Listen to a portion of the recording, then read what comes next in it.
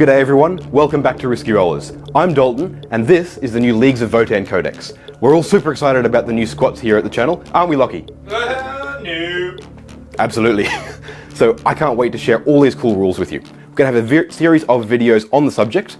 We're going to cover the rules and special abilities that the leagues have. We're then going to cover the sub-factions, the different leagues, as well as their custom leagues that you can build for them. We're also then going to cover the Relics, Warlord Traits, and Psychic Powers. We're going to do a video on the stratagems, a video on the data sheets and the points, and top it all off with a video on the chapter-approved rules. That's their secondaries, and we're also going to include a little bit of list building or collection building tips and things that we think could be interesting to work out from there. So, without any further ado, make sure you subscribe to see the entire series, and let's crack right on.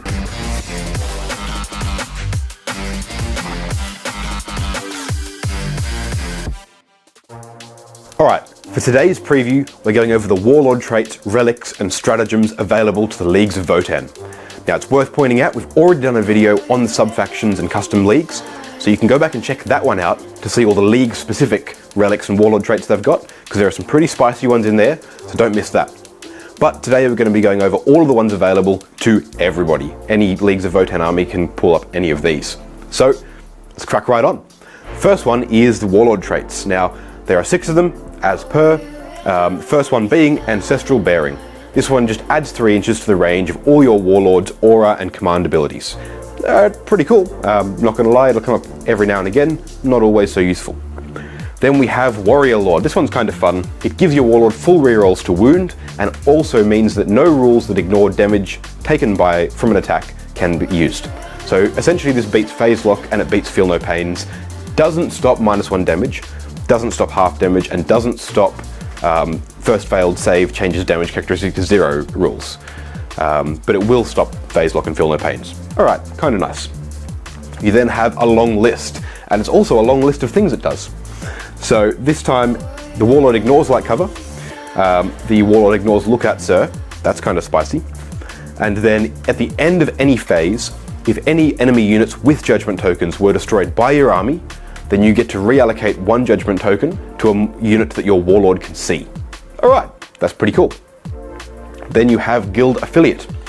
So this one just means that your Warlord can select 1 core model or unit within 12 inches, or within 6 inches of the Warlord, and then they gain the Objective Secured ability. If they already had it, they count as 2 models instead of 1. That's kind of interesting. A lot of your things that you'll want to have it, your Hearthkin and your Hernkin Pioneers already have Objective Secured. Could be pretty spicy on Ioneer Hearthguard, or if you're not running Thurian League, making those Pioneers count as double models when they're shooting up the board to grab objectives. Alright, interesting. See how that one plays out. We then have Unrelenting Toil. This is an aura of 6 inches that lets you do an action and still shoot. That's pretty cool. I'm normally a big advocate of these kinds of abilities. I love doing actions and still being able to shoot, mainly because I play Necron so much. But for Leagues, I'm not convinced of how many actions they're actually going to want to do. This is an interesting one. Depends how you build your list, and we'll cover this a little bit more when I go over list building and secondary choices. Then finally we have Grim Demeanor. This is another aura that within 6 inches of your Warlord, for core units, they ignore leadership modifiers and combat attrition modifiers. It's fine, it's leadership, it's dumb, but it's a fine Warlord trait. Now, then we go over to the Relics. It's actually quite a long list of them, which kind of makes sense. Squats are space dwarfs. Dwarfs like relics. It's a whole thing. So the first one is Actol's Fortress. This just gives the bearer, within 3 inches of them, you choose 1 unit, that unit fires last. That's pretty cool. I've actually used this one in a game against some Space Wolves. Came in really clutch against Thunderwolf's cavalry. Let my Ioneer exosuits go in and actually clean up a whole unit, which is pretty sweet. But it'll come up. There's also other ones that it might be outcompeted by. So, you know, just weigh it up when you're building your list about what you want your Warlord to be doing. Then we have the Ancestral Crest. This, once per battle, the bearer can make an epic deed stratagem free. Very nice, especially considering the Votann have a bunch of stratagems they want to use. Once per battle, after making a hit roll, they can actually change the result to a natural 6. That's pretty cool as well, actually like a poor man's version of what Uther the Destined can do. And then, if an enemy unit destroys the bearer, they explode. On a 2 to 5, the killer suffers D3 mortal wounds, and on a 6, they suffer a sweet 3 mortal wounds straight away for daring to kill your space squad. So then we have the Exactor. This is the first weapons relic. This replaces a mass hammer and has the following profile: strength times 2, AP minus 3, damage D3 plus 3, and each time an attack is made with this weapon, unmodified hit rolls of 6 automatically do D3 plus 3 mortal wounds to the target and the attack sequence ends. That's pretty spicy. We then have the first knife. This only goes on a Carl or Grimnir model, and this gives them 1 extra attack every time they fight. If that attack hits, then the target unit suffers D3 mortal wounds, plus 1 for every judgment token they have. Alright, cool. Between sort of 1 and 6 mortal wounds every time you fight, actually not bad. We then have Warp Strike. Now this replaces this goes on a teleportation model, usually gained by giving them a teleport crest. So this is things like your Ioneer champions or your Ioneer exosuits. So each time they move around, advance, charge, etc., until that move is finished, they can move through terrain and obstacles and other models. Very nice. Once per battle, you can use the site-to-site transportation stratagem, which lets you teleport across the field for free. Pretty cool. And then enemy units that are on the battlefield, or that set up on the battlefield from strategic reserves or reinforcements in any way, can't be set up within 12 inches of the bearer. Now that's actually pretty spicy. We then have the Half Fist. This one replaces Mass Gauntlet or Concussion Gauntlets. This is Strength plus 4, minus 3, 3 damage. And then if they make an attack against a unit with a Judgment token, the damage characteristic is changed to a 4. That's interesting. Makes them kind of like anti-vehicle, anti-really heavy infantry killers. So, alright, spicy, maybe, who knows. We then have the Murmuring Stave. This goes on a Grimnir model, which is your Psychers. It lets them know 1 additional psychic power, and then if it does a psychic action, it can still cast 1 power. So, very nice. Alright. We then have the Thyrikite Plate. So, this one can't be taken on Exo-Armor models, so it can't be on your Ioneer champion or your Ioneer exosuits. But it gives +1 save and +1 wounds. Pretty good. Straight up durability buff to anyone carrying it. That's it. It's good. Then we have Volum's Master Artifice. So this replaces a Graviton rifle, which the Brockia Forge Master carries as their gun. Gives it 18-inch range, just Hunter 3, Strength 5, minus 3, 2 damage, and it has the Beam ability. Not only that, each time it hits against a unit with a save characteristic of 3+ or better, the damage characteristic is changed to 3. This pairs up really nicely with the Ignore Lookout, so Warlord trait. You have a little Sniper Forge Master running around, which is kind of cool. Then you have Imma's Shield. So Imma's Shield goes on an Ioneer champion model, and only an Ioneer champion model. Once per battle round, when a saving throw is failed, it changes the damage characteristic to a 0. Note that it's not the first time per battle round, it's once. So you can't bait this out with the small arms fire before firing your heavy weapons at them. You can save this and choose to use it against whatever heavy attack comes the Ioneer champion's way. Not only that, but when it does so, you roll a dice on a 5+, the unit that did the attack gains a judgment token. That's, less consistent, but it'll be kind of nice when it pays off. Then we have the Flare. This replaces a Forge-wrought Plasma Axe, which again I believe is the one the Forge Master is equipped with. And this one has Strength +2, minus 3, damage 2. And each time the bearer fights, they make 3 additional attacks. So, alright, you're making a little fighty little character there. Cool. Then you have Wayfarer's Grace. So this one regains a lost wound at the start of each command phase. Start of your command phases, of course. And the first time they're destroyed, instead of using any other abilities they might have that trigger when this happens, you can roll a dice. On a 3+, they're set back up on the battlefield with D3 wounds remaining, as close to their previous spot as they can be outside of engagement range. That's pretty nice. 3+ is better than what most rules like this work on, which is a 4+, but it's still maybe not as good as just a basic durability buff from earlier. But it depends, we could see how that comes out. Then we have the Grey Crest. This one goes on a Shield Crest model only. If they're a character, they're -1 to hit whenever they're targeted.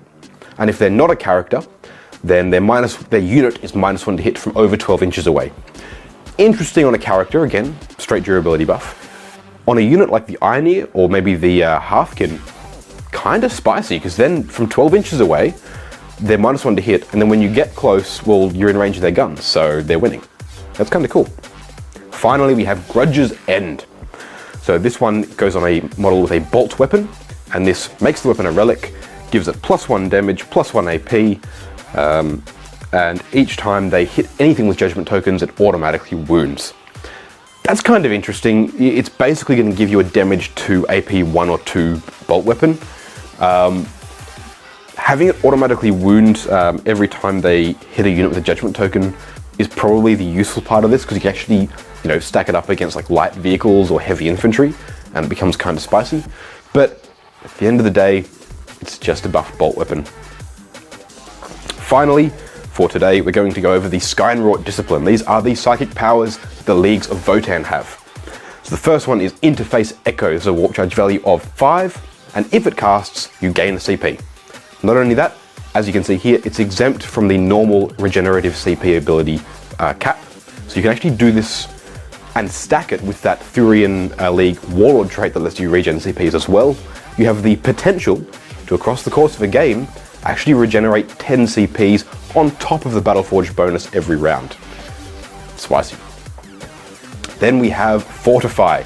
Yeah, this one's great fun. I've actually used it in the game, and it's really powerful.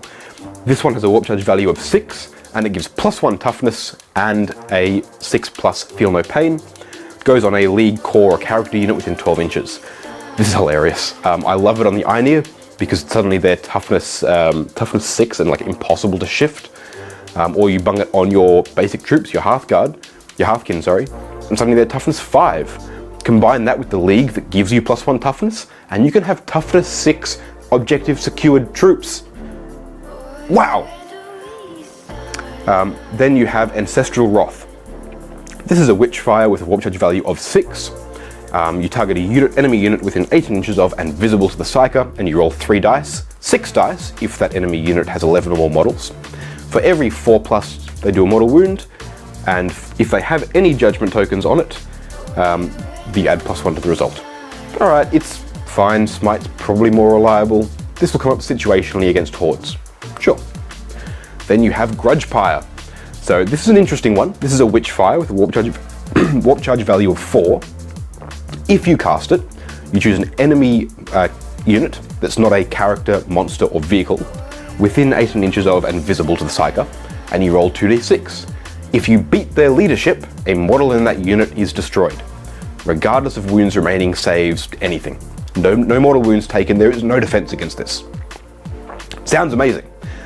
Interestingly enough, I don't think it has the legs it sounds like it has. And that's because of all the different things you have to line up for it to work. Can't be a character, monster, or vehicle, and that's a lot of things in the game. This would be amazing on like a biker or like a custodian, but you have to beat their leadership. Now there is a modifier. If you have judgment tokens on the unit, you actually reduce their leadership or add +1 to your roll per judgment token.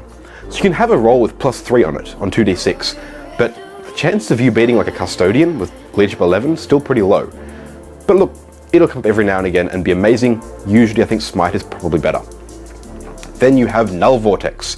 This is a warp charge value of 8, so it's a little bit more difficult to cast. In this case, you just choose an enemy unit within 12 inches of the Psyker, and you ignore their invulnerable saves. Look, it's good. It switches off invulnerable saves, lets your guys hit them a bit harder in combat or at shooting. It's fine. You have to be very close to cast it though, which is kind of interesting. So, it's good. It's not going to come up until the end of the game when they're right in your face. Then you have Crushing Contempt. This is a malediction. You choose one enemy unit within 18 inches of, and if you get it off on a warp charge value of 6, then if you roll 3d6 against their leadership. If you equal their leadership, or are greater than, then any action they're doing fails and they cannot perform actions until your next psychic phase. If you're greater than their leadership, you still get that, but you also give them a -1 to hit. So that's kind of cool. I actually think that's a better leadership messing psychic power than Grudgepire from earlier, just because you're rolling 3 dice and you can equal or beat it. This is spicy. This, I think, in an army where you're running lots of small MSU units and Sagittars and kicking them around a bit, this will come up and you'll be able to turn off actions, you'll be able to throw up obsec units, be able to take objectives and shut your opponent's scoring down. So I'm kind of excited to see how that goes. But that pretty much wraps it up. That's the Warlord Traits, Relics, and Psychic powers that the Leagues of Votann have access to. So you know, it's interesting. Make sure you subscribe to see all the ones we've done so far and all the ones that are coming up. Next up I'm covering stratagems and then onto data sheets. Now, the other thing to mention as well, if you're not yet, jump into our Discord, which is linked down in the description below. Firstly, it's a great place, lots of Leagues of Votann going on in there, it's pretty cool. Secondly, we're actually testing out live streaming for the channel. We've got another few weeks to go before we go live to YouTube. We're testing it out every week on a Friday night. And this week, I'm actually bringing the Leagues of Votann onto the stream to play against Lawrence with either Admech or Dark Eldar, depending on which he decides to bring. But make sure you're down in the Discord, because that's where you get to come and watch our streams while we're testing them out. You might actually get to see them on the table weeks before anyone else, which is pretty cool. So make sure to see you there.